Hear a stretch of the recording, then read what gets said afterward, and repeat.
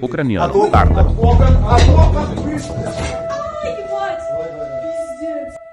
Vladimir Putin pensou que poderia conquistar a Ucrânia facilmente. Ele lançou ataques pesados em usinas de energia, instalações de infraestrutura e alvos civis em Kiev, Lviv e Kharkiv. Centenas de milhares de cidadãos ucranianos ficaram no escuro, mas ele não conseguiu intimidá-los. Apesar das quedas de energia, os moradores de Kiev não se deixam abater e estão organizando piqueniques no tempo frio. Apesar de todos os desafios, eles estão desafiando Putin. A Rússia não conseguiu quebrá-los, e o karma, como um bumerangue, voltou para atingir a Rússia. Ucraniano, porta aberta, sem droga, desgraçado.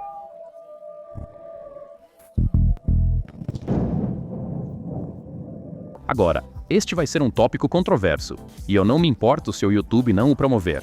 Vou expor a verdade de qualquer maneira. Tópicos controversos como este acabam sendo suprimidos pelo algoritmo, exceto quando você força o algoritmo a promovê-lo clicando no botão de curtir. Obrigado.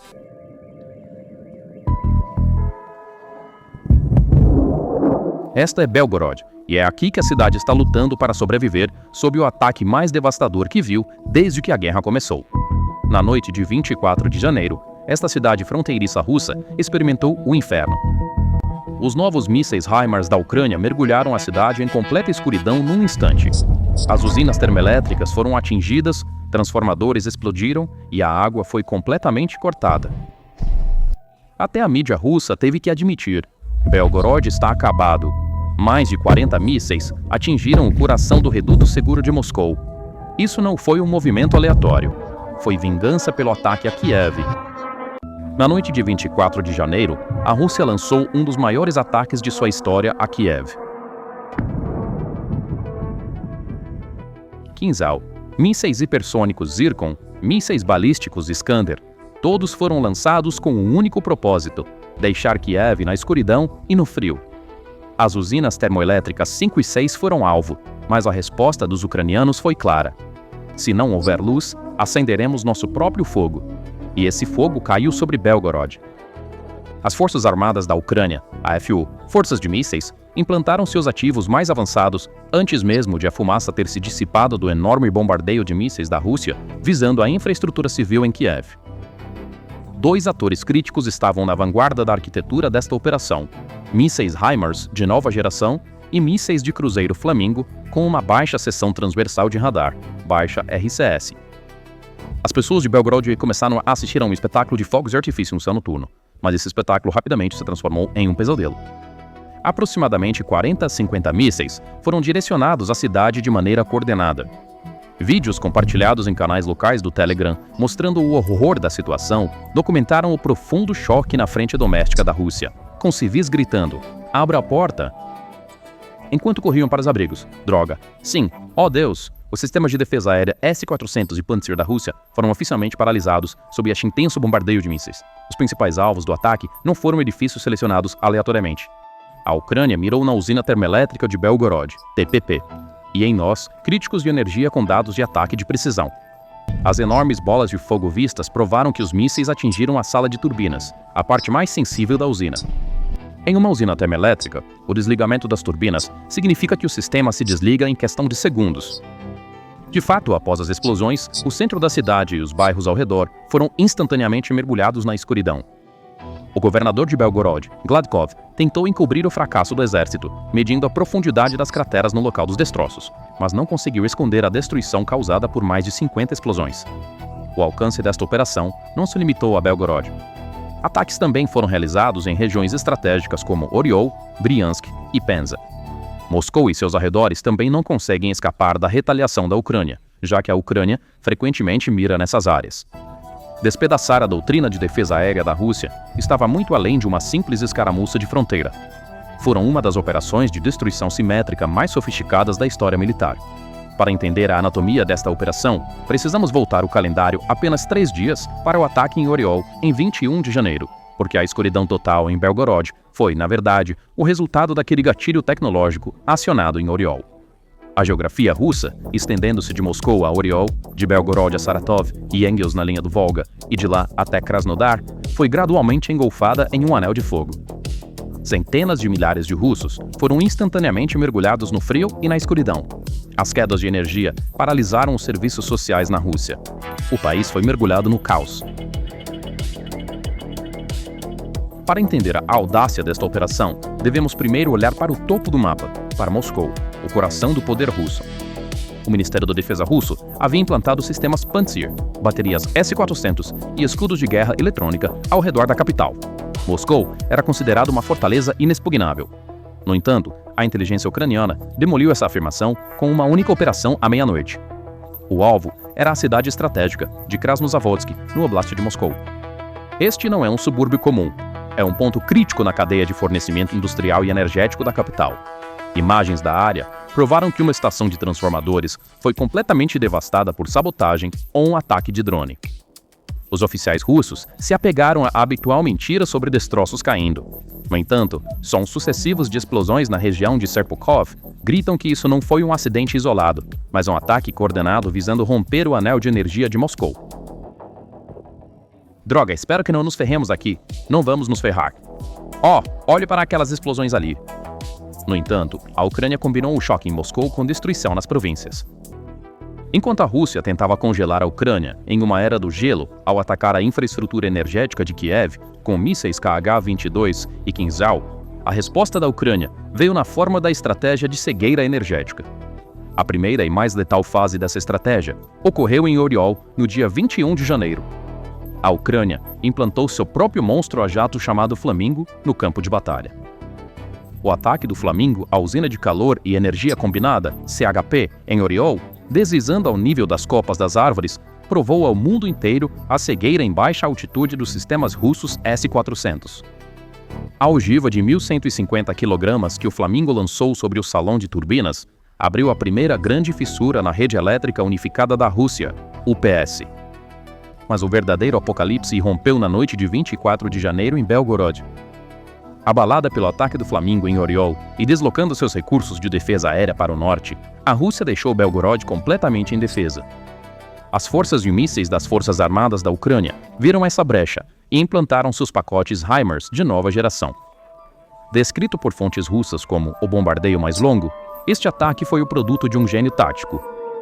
Os mísseis não foram direcionados a alvos aleatórios.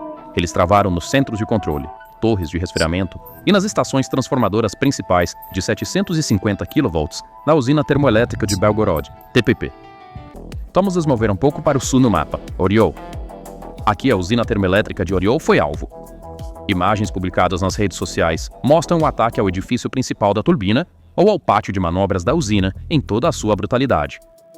A fumaça em Oriol não significa apenas uma queda de energia. Esta usina mantinha a produção industrial da região.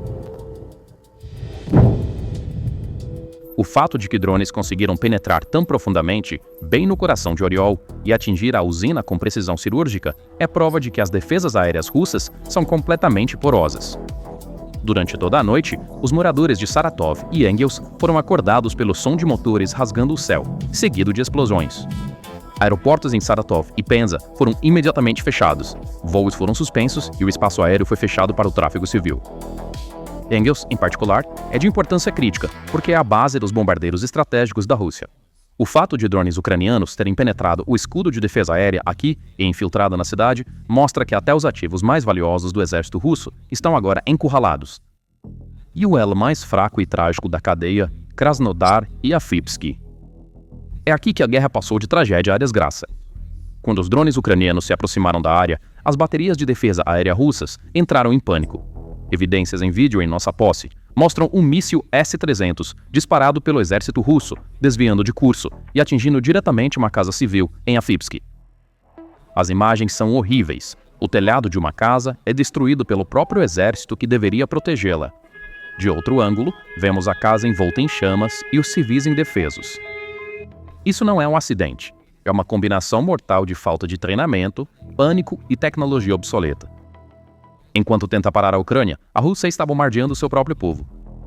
O mesmo caos ocorreu em Belgorod. A usina hidrelétrica Michurinskaya e seus arredores foram atingidos por mísseis enquanto as defesas aéreas se mostraram inadequadas. A Ucrânia também desferiu outro golpe na linha vital logística do exército russo, Yeisk. Esta cidade na costa do Mar de Azov com sua base aérea estratégica e porto militar, é o órgão mais vital que alimenta a frente sul da Rússia. O ataque aqui foi tão eficaz que fontes locais e relatórios vazados confirmam que exatamente 80 mil pessoas, pessoal militar e habitações da base aérea ficaram presas na escuridão total em questão de segundos. Considere isto, 80 mil pessoas. Isso equivale a desligar uma cidade europeia de tamanho médio. A explosão da estação de transformadores em Yeisk não apenas afetou os civis, mas também desligou os sistemas de radar da base aérea, as bombas de combustível e os guindastes de carregamento de munição. A Guarda Nacional Russa, ao tentar proteger Moscou, deixou Yeisk, seu portão traseiro, completamente indefeso. E a onda de ataques não parou por aí. A Ucrânia havia disposto o mapa energético da Rússia como um cirurgião na mesa e marcado seus pontos mais fracos. Em Melitopol ocupada, aquele feixe de luz vertical cortando o céu como um laser era a prova visual de que a linha de transmissão principal, de 330 kV, que alimentava as forças de ocupação russas, havia sido cortada. Esta cadeia de ataques criou uma fratura psicológica e estrutural irreparável na frente doméstica da Rússia. Seus efeitos vão muito além de uma derrota no campo de batalha, alcançando o subconsciente coletivo. O primeiro e mais devastador efeito é o terror de Estado e a falha de segurança. Enquanto o prefeito de Kiev, Vitaly Klitschko, restaurou o aquecimento para 6 mil casas, apesar dos ataques russos, a incapacidade de Putin de extinguir incêndios bem ao lado de sua própria capital está tendo um efeito devastador sobre o povo russo.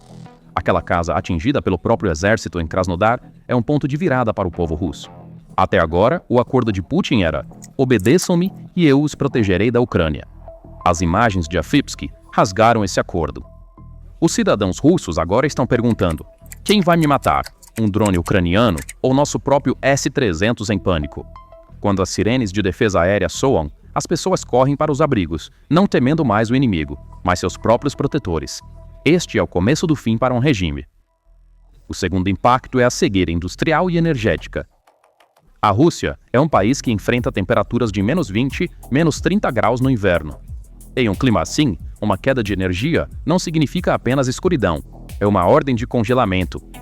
Quando a energia é cortada, as bombas de circulação dos sistemas de aquecimento central param. O fluxo de água quente nos canos é interrompido, e em poucas horas, essa água congela, expande-se e rompe os canos por dentro. Este cenário está atualmente se desenrolando nas regiões interiores da Rússia, não por causa de um ataque, mas devido à negligência. Em Irkutsk, vemos transformadores explodindo devido ao congelamento e pessoas começando a congelar em suas casas. Na República de Komi, as linhas de energia estão colapsando devido à deterioração. Os ataques da Ucrânia estão acelerando essa decadência natural. Reparar os canos estourados em Yeisk ou nos subúrbios de Moscou levará meses, mesmo após a guerra. A canalização dentro das paredes terá que ser completamente substituída. Esta é uma compensação de guerra imprevisível de bilhões de rublos para a economia russa. A Ucrânia está punindo a Rússia não apenas por hoje, mas pela próxima década. A guerra não ficou na fronteira. Enquanto a eletricidade está cortada, o combustível está queimando. Os drones de longo alcance da Ucrânia explodiram o depósito de óleo da Penzaneft na cidade de Penza, a centenas de quilômetros atrás das linhas de frente. Combustível para tanques, calor para cidades, tudo alvo simultaneamente. O ataque ao depósito de petróleo, Penzaneft em Penza, na noite de 23 de janeiro, mostrou que a Ucrânia começou a estrangular não apenas as linhas de energia da Rússia, mas também suas artérias logísticas de combustível. Este processo, que começou com a greve Flamingo em 21 de janeiro, atingiu seu auge em 24 de janeiro com o término oficial de Belgorod. A Ucrânia, usando as fraquezas técnicas da Rússia, conexões de rede e pontos cegos de radar com precisão cirúrgica, conseguiu levar a guerra aos nós mais estratégicos da Rússia.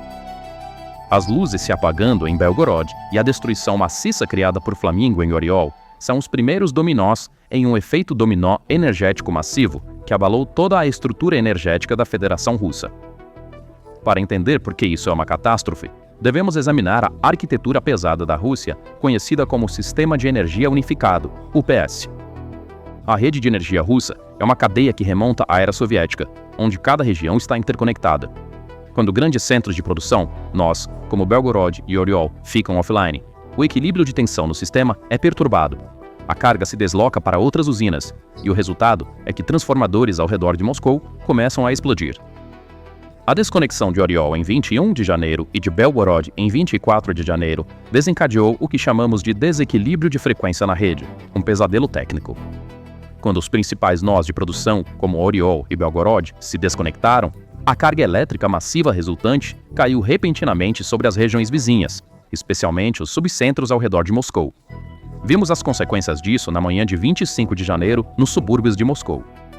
Transformadores em áreas como Podolsk, Khimki, Zhukovsky e Elektrostal começaram a explodir um por um, incapazes de suportar a carga excessiva. Em vez de atacar diretamente o coração de Moscou, a Ucrânia levou a capital a um estado de paralisia sistêmica ao destruir as fortalezas energéticas na periferia. Com brilhantismo estratégico, a Ucrânia está minando a segurança energética de Moscou ao retirar os tijolos na periferia. As quedas de energia não apenas paralisam a vida civil, os sistemas de esgoto colapsam porque as bombas de água param. 60% das estações de comunicação móvel ficam offline e os sistemas de aquecimento param em temperaturas de inverno de menos 20 graus. O fato de 225 mil civis em Oriol ficarem sem aquecimento em condições de inverno congelante é o maior fator que desencadeia a agitação civil, caos. Putin havia prometido segurança ao seu povo em troca de obediência, mas a escuridão total nas ruas de Oriol e Belgorod foi a ruptura desse contrato social diante de milhões de pessoas. Em uma escala militar, esta situação serve à estratégia cegar o urso do exército russo ao longo da fronteira.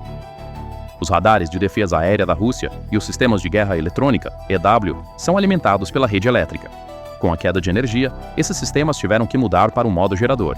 No entanto, um gerador não pode alimentar completamente todos os componentes de uma bateria S-400. Quando a eficiência cai, enormes lacunas se abrem para os drones da Ucrânia. Ao apagar Belgorod e Oriol, a Ucrânia, essencialmente, transformou a segurança de fronteira da Rússia em uma ilusão. Além disso, o impacto dessa situação na profundidade estratégica da Rússia é devastador.